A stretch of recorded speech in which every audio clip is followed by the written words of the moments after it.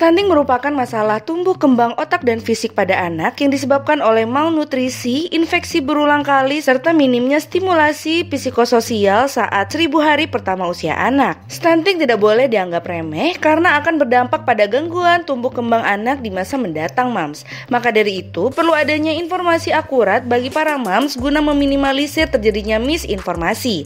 Berikut terdapat beberapa mitos stunting yang perlu Mams ketahui. Sebelum nonton videonya, jangan lupa like, komen, subscribe, share, dan nyalakan lonceng notifikasi supaya tidak ketinggalan video terbaru dari Nakita.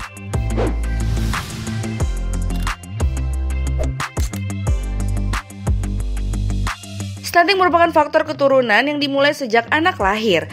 Pernyataan ini hanya asumsi belaka saja ya, Mams, karena faktanya penyebab stunting adalah kurangnya gizi kronis di masa 1000 hari pertama kehidupan atau HPK. Stunting juga tidak terjadi sejak anak lahir, melainkan stunting terjadi karena kurangnya nutrisi sejak masa kehamilan.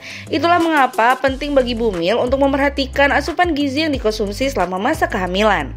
Kurang makan merupakan penyebab anak alami stunting. Tentunya hal tersebut hanyalah sebuah mitos ya, Mams, karena penyebab stunting yang sebenarnya disebabkan oleh ketidakseimbangan asupan gizi dalam makanan si kecil.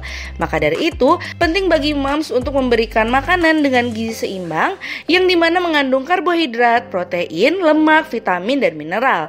Dampak satu-satunya stunting adalah tubuh pendek. Memang dampak stunting yang paling sering terjadi pada si kecil adalah tubuhnya cenderung menjadi pendek. Namun tidak hanya itu saja ya, Mams.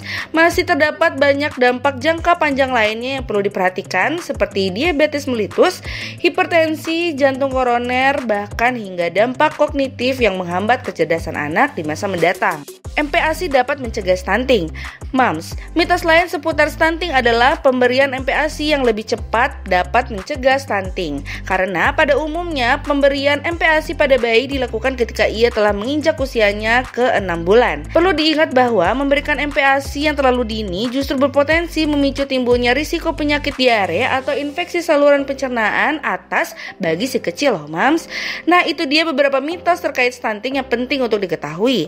Mams disarankan untuk terus memperhatikan tubuh kembang si kecil guna mencegah terjadinya stunting ya. Semoga bermanfaat, Mams.